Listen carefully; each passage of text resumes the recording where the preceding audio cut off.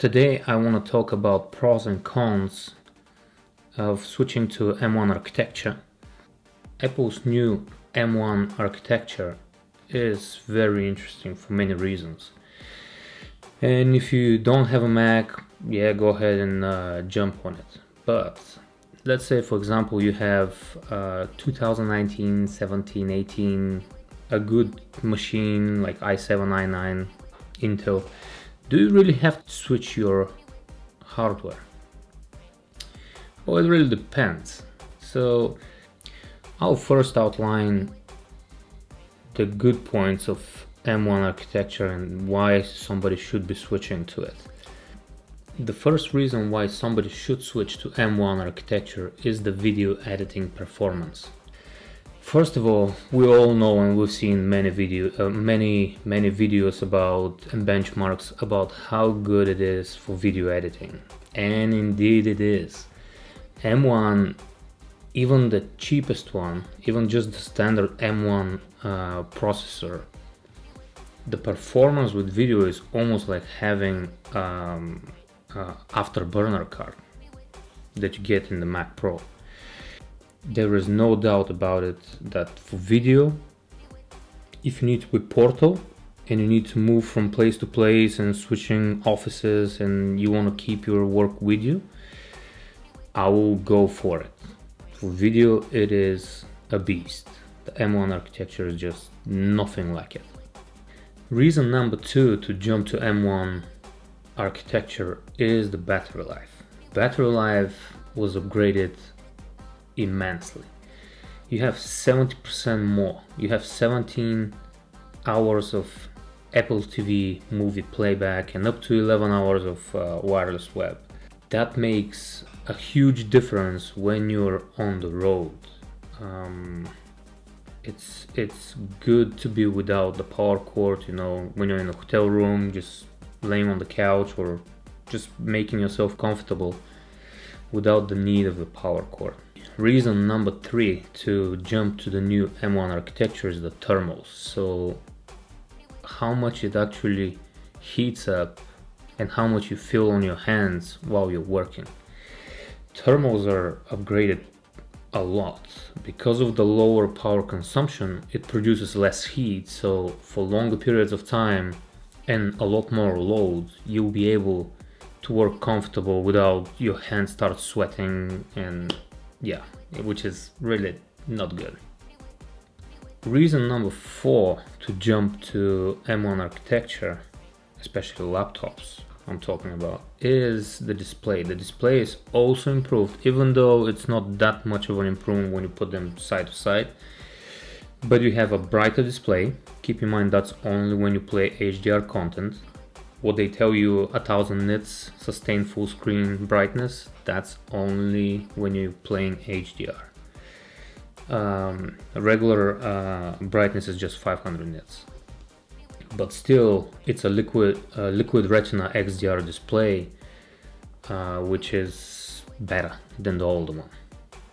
And by better, I don't mean probably color-wise it's the same. It's probably just the unity of the display is much better, because both, for example, 2019 display, a laptop display is P3 color gamut, and the new one is the same. Reason number five why you want to upgrade to M1 is the touch bar. Touch bar is gone, thank God. I hated it when it first came. I still hate it with my 2019 i9. I still hate it. My fingers will touch it from time to time. It's just a ridiculous thing, and it's not that user friendly and fast to use. If it was fast to use and it had some great benefits, yeah, I'll say go for it. But using the touch bar for professional use is insanely slow, because you have to lower your viewpoint down to the keyboard, which means you just lost what you were doing. And I prefer to keep my eyes on the big screen while I'm working. And the last point, reason number six why you should probably move to M1 laptop architecture is because the ports are back. We have our SD back, which means no more dongles. Thank you, Apple. You finally realized that just having USB-C ports is a huge inconvenience for people on the road. These are the reasons why somebody should upgrade to M1 architecture. Maybe there are more, maybe some of those points are relevant to certain people, but that's for me the main reasons why you should upgrade to M1 or switch to M1 architecture. Well, but as always there is a but, and many people will see a lot of inconvenience in switching to the new architecture, and I'm one of them. Unfortunately, I waited for the M2 to come out and see if I'm gonna upgrade to the new architecture, but unfortunately it's impossible for me to switch out, and I will lay out the 6 reasons why somebody should not upgrade to the M1 architecture. Reason number 1 for me not to upgrade to the M1 architecture is because there is no eGPU option on the new M1 architecture. I don't know why Apple decided to do that and kill the eGPU, but maybe because when you include an eGPU in a mobile setup or any setup, you start to dig into professional territory, and maybe Apple didn't wanted you to go there. Maybe they didn't want you to buy a cheap laptop with a very powerful eGPU and a GPU card in it. Maybe that's the reason, but this is a very important point that's actually related to everything else that I'm gonna say down below, or most of it. Reason number 2 why somebody should not upgrade to the M1 architecture is because it is not as powerful as everybody thinks.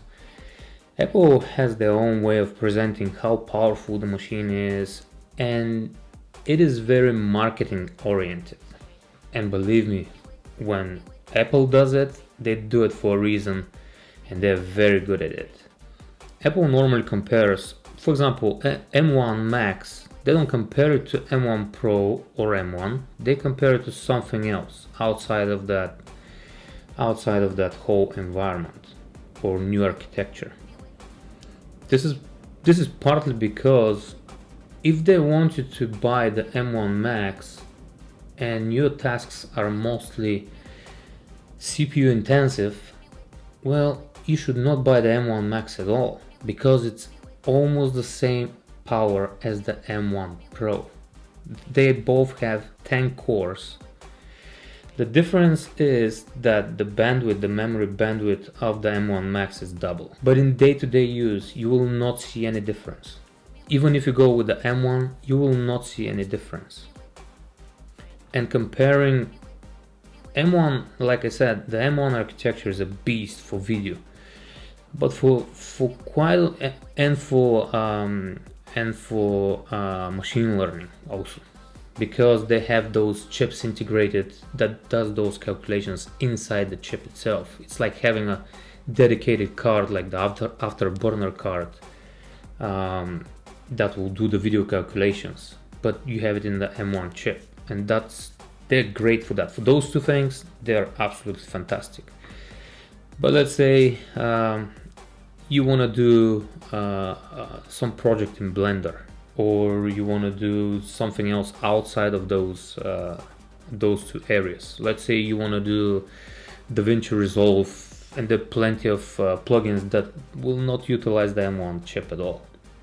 Well, then you're much better with a very good GPU card that you can put in your eGPU, which of course you cannot attach to the M1. So that's a big thing for me, and because not many people do video every day, probably they should stay where they are for right now.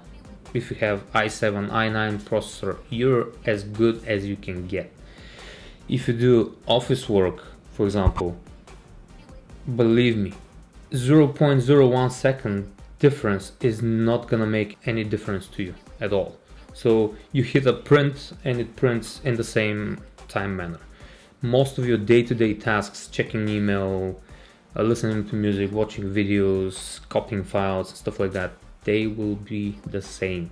You will not see any difference, so you'll just waste your money.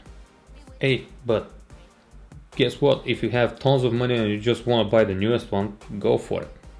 But there are other points that I'm going to discuss that maybe will make you think otherwise.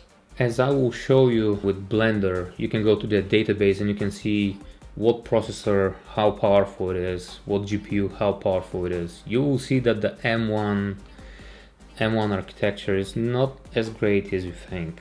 They're much better processors, they're much better GPUs. Even my cheap GPU option that I have, which is a Vega 56, performs almost as fast as the M1 Max GPU.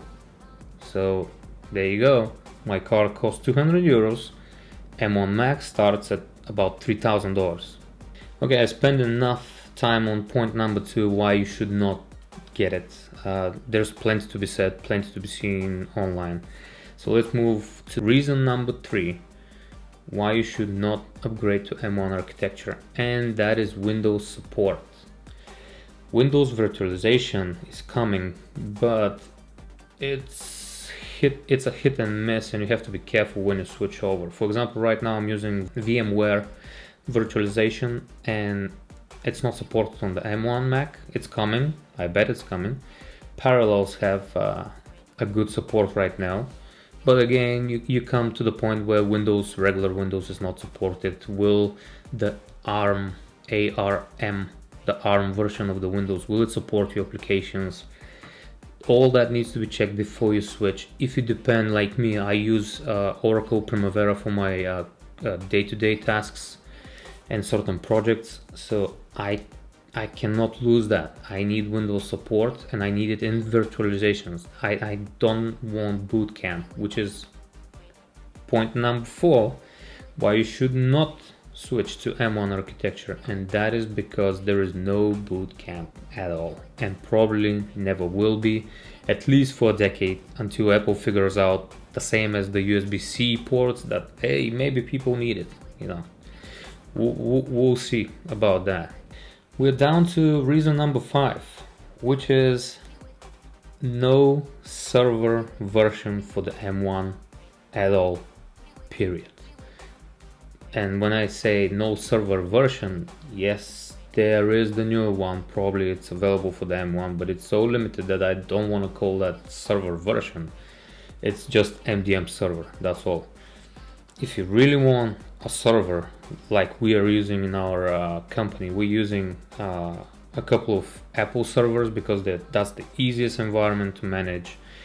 It supplies everything that you need. You need to actually stick yourself to the High Sierra version 10.13.6 and use the server that's supported with High Sierra. That server will have everything that you need in a small office. That's the easiest thing to configure, manage, and deploy. So that's that. There is no server version. You have to be with Intel Mac that actually supports it.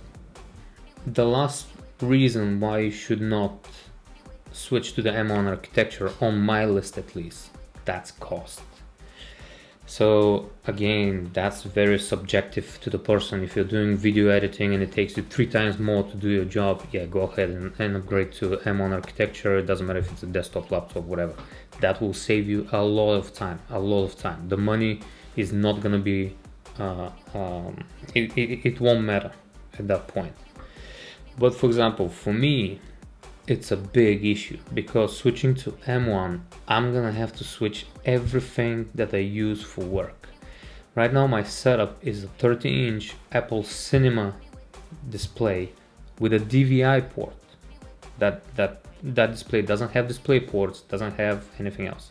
It uses the dual DVI port that you have. The best way to attach this display is to a huge GPU card, which I did with my Vega and my eGPU. So again, reason number 1 not to switch to M1 architecture was there was no eGPU. Well, there you go.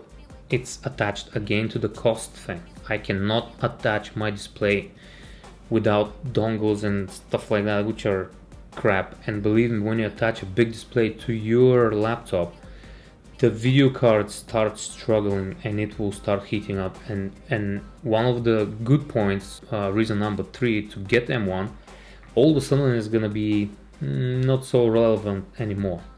When you attach a big display to it, it will start heating up because the GPU will work harder to display content on that big display. So in my setup, I will not be able to use the eGPU, which is good for many things. I will not be able to enjoy my big, huge 13-inch monitor that I bought for 5, 6, 7 years. I think 7 years ago I bought $400 on eBay secondhand, and that thing is a beast. I'll be spending thousands of dollars just on display, thousands and thousands of dollars on a new M1 to compete with what I have right now. The eGPU is very, like I said, my eGPU is not very powerful, but I stuck with the Vega 56 because it has a DVI port on the back. Otherwise I would have gone with Radeon, either 5700 or 6900, whatever it's available. You just get it and you have way more power than any M1 Mac will have for right now. For example, let's compare just numbers. Right now I bought i9 because I waited for so long. I bought i9 machine, 64 gigabytes, 1 terabyte hard drive. That's the latest and greatest from the Intel on the Mac platform, 2019, still with 1 year Apple Care warranty. I bought it for $2,000 second hand. It's like brand new one. Well, if I have to switch to M1, I'm gonna be going with M1 Max with 64 gigabytes of RAM memory, 1 terabyte of storage. That thing before tax, and my $2,000 are after tax. This thing before tax is almost $4,000 before I add the display or anything else. So there you go. If I add the display, it will probably go around $5,000 for the whole setup. And you see, I don't need it. So if you do your math, sometimes you might waste money and it will be just an inconvenience at the end, because you have to switch a lot of other things that will not work. Maybe my printer, for example. I have a big printer here that from time to time I use. Well, guess what? Is it compatible with M1? I don't think so. The printer is quite old, so I need another $600 for a printer. So there you go. They become $6,000 old. So it's cost is a very, very important part of my decision why I didn't do it and why I'm not gonna do it for some time. Well, I hope you enjoyed my analysis. Thank you for watching. Subscribe, like, comment down below. Thank you.